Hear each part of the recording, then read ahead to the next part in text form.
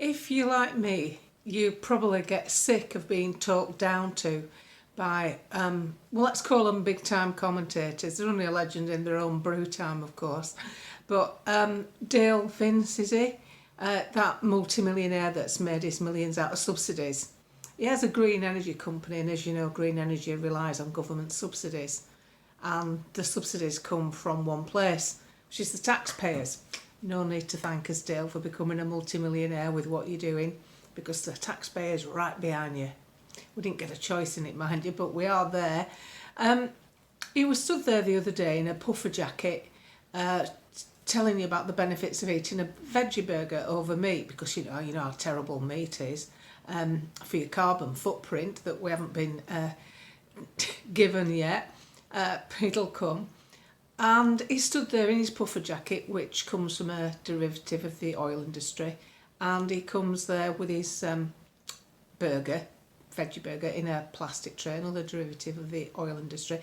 In fact, I googled how many things we rely on. It's quite frightening when they're coming from the oil industry, from your curtains to furnishings to clothing to toothpaste to cosmetics to hair shampoo, hair conditioner, shoes, vehicle components, aircraft fuel, aircrafts. Now, that's a big one, isn't it, for someone like Dale? I think he goes around in a private jet, but I'm not too sure. Maybe it's someone else's private jet.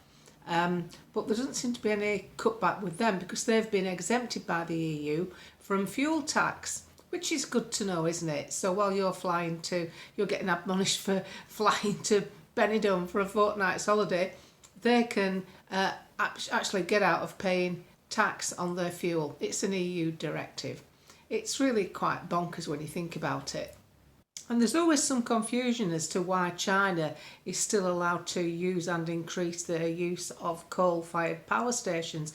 Well, if you read the Paris Accord, it actually states in there that the reason that they can basically say they'll try to get to net zero, but they're not targeted to do so, is because within the Paris Accord, because they get foreign aid, because they're considered a growing economy, they're exempt from having to put a time lock on it. So is India, actually. We shouldn't just single out China. And so is Indonesia, because again, they get foreign aid. That's got nothing to do with the fact that India has a space program, or the fact that China is leading the world in manufacturing. How much more does their economy have to grow for it to be considered a growing economy? That's the bit that gets me. So statistically, hasn't it got there yet? I tried to Google the carbon footprint of the 2,000 kilometre railway that they built in China just for carrying the coal. It doesn't take any other sort of trains. It's mainly all bridge and flyover. It's an amazing feat of engineering. But nevertheless, it's been put in place for one thing, the continued use of coal, whilst we in this country have this targeted goal to reach to get us from 1% regarding the stuff I'm talking about. I'm trying to be careful with my vocabulary here. So you see, that goes against the grain with me, because I think we should be making our own stuff in our own country. What is the point in depleting all our manufacturing to give it to somewhere like China, who's allowed better incentives to make their stuff than what we are? We seem to be penalised everywhere. The British public, I'm talking about us, the British public, they've taken away our manufacturing. What do they expect Britain to be in 10 years' time? Or 5 years' time even? Because the thing is, what gets me is, as we become a lesser nation, we have less manufacturing.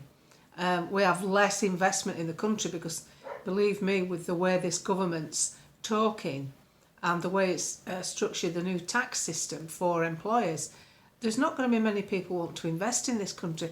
But have you noticed, as we shrink as a nation in importance on the world stage, the members of parliament stay the same, 650 of them. There's less people in the House of Representatives in America to run 300 million people. I think it's 350 actually.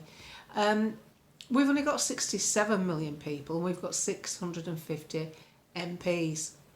Do we really need all those? I don't think we do, because they're very costly. They cost us a lot of money. And it's hardly fair when you think you've got MPs, even on Labour's benches. They're the Labour, when people used to think they were the working man, and they're not. It's like out in the open now. No, they're not. The Champagne Socialists. They're the Islington set, where they can actually sit in a chamber and vote down the winter fuel allowance for people who actually need it, people who are living on £11,000 a year, and say, no, well, we'll take that £300 away from you because we're going to send 11 billion to Africa for their climate issues. It's just hot in Africa, isn't it? That's it. And it's cold in Great Britain, and you need to be able to pay for fuel. And they've put many pensioners in the position of heat or eat. And I think that's pretty cruel. Cruel. Not just bad, cruel. And yet they're there claiming back. How can they do it? How can they fill that claim form in for their second homes to pay their fuel bill? Because that's what's happening with all MPs. If they've got a second home, they can claim. And now, how do you live with yourself? Where's your moral compass? Where's your integrity? How do you deserve the title Right Honourable? How dare you treat us like this?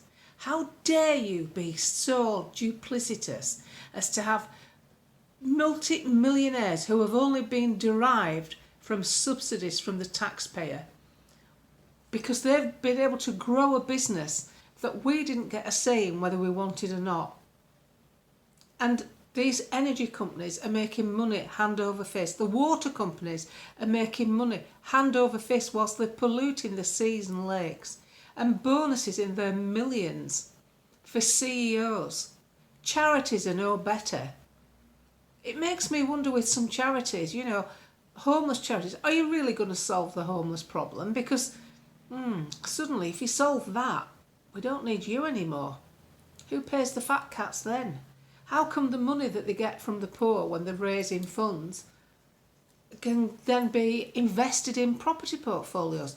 Is that why you gave your 50 pence or your pound into the little collection box? Did you think, I'll put some money in here, then the British Heart Foundation can grow its portfolio, or any other charity? I'm using it as an example. I don't think you did. And I certainly didn't. I didn't expect charities to grow into these monsters. And people will say to you, well, they have to pay them a lot of money, otherwise they wouldn't get decent people. There's a lot of money that people already have. These people have already made a lot of money. They're already multimillionaires, many of them, in their own right. Surely they could just give something back by doing this at a reasonable salary. I put a lot of effort into my blogging, and the only place I get any income is YouTube. I don't mind taking it off Google. But believe me, compared to what YouTube will make out of me for me allowing advertising on my page, which I had to do to stop the plagiarist, it's a drop in the ocean. But I do everything else. Facebook, not monetise. When I answer anybody's messages or write emails for them or do one-to-one, FaceTime with social workers, I don't charge for that. I just do it because somebody should. Why has everything got a price? Why is every service that's offered to the public from people in better positions than them, MPs, you get good salaries, you get enormous expenses, you've got a ring-fenced pension, discounted food. Everything you get is better than the people that you're basically voting against on these ridiculous measures, like taking away the winter fuel allowance, charging students more for tuition, inheritance tax on farms and small businesses so that families are having to split up things that are 3 generations old because to realise the cash to pay the tax, the item, the dwelling, the farm, the whatever, has to be sold on because the cash isn't there. It's cruel. It's unnecessary. And we deserve better. Now, with 5 MPs that are actually making some sense, and Andrea Jenkins has left the Tories and gone to join them over in Reform, and Rupert Lowe is knocking it out the park with DEFRA and these different issues because they can't argue with him because he's a farmer. But I'm just rounding it all up here to show you how we get treated. And people must sit there. One of the reasons that my podcasts are popular is because I'm like a release valve for a lot of people who think what I'm thinking, but haven't got anywhere to vent it. They've nowhere to put it out there to say, yes, that's how I see it. That's what's going on. So they use me because I've stuck my head over the parapet a few years ago in 2015. Took a lot of personal abuse, death threats even, threats to me dogs from the left when I was campaigning for Brexit. They were vile, utterly vile. It wobbled me a bit. I nearly packed up. But I don't know. Something inside just makes me keep going because while we've got commentary, while we've got the facility to talk about things, we should use it. We should negotiate how to move forward. And the most valuable person listening to this podcast is you. Whoever you are, that opens up a little bit of discussion up with the next person. And you'll start to see how people in this country, in our own country, are changing. They're waking up. It's those people that have taken everything for granted, that didn't see any problems, that queued up for the rollout, that just didn't question anything. Those people are now waking up. Some of them waking up because of things that have happened to them physically after joining in. They're waking up in a dreadful way. But other people are just waking up because they've had enough. And sadly, we had to get to that point. We had to get to where we had a leader that made everybody feel uncomfortable, not just a few, for the rest of the country to wake up. If you think you're not powerful, then all you need to do is go down to a supermarket and watch the shelf stackers taking Arla milk off the shelves because they're past the sell-by date and haven't got sold. That's how powerful you are. We don't make a song and dance about it. We don't have to get violent. We don't have to call people names. Because when we decide as people, we're not having it. We're not having it. And things will change. And we can do that on so many fronts, and we already are. So don't be afraid that, oh, we're losing. We're not. We are not. We are making ground all the time. That doesn't mean to say we can change Keir Starmer, and as far as the petition goes, that was just a flag waving exercise to show the world how unpopular he is. We don't want to change at the moment, because even if you broke the government down, we've nothing to replace them with till Reform gets some more MPs. So that would just be silly. And we know that. We know what we did with that petition. We showed him up in front of the entire world.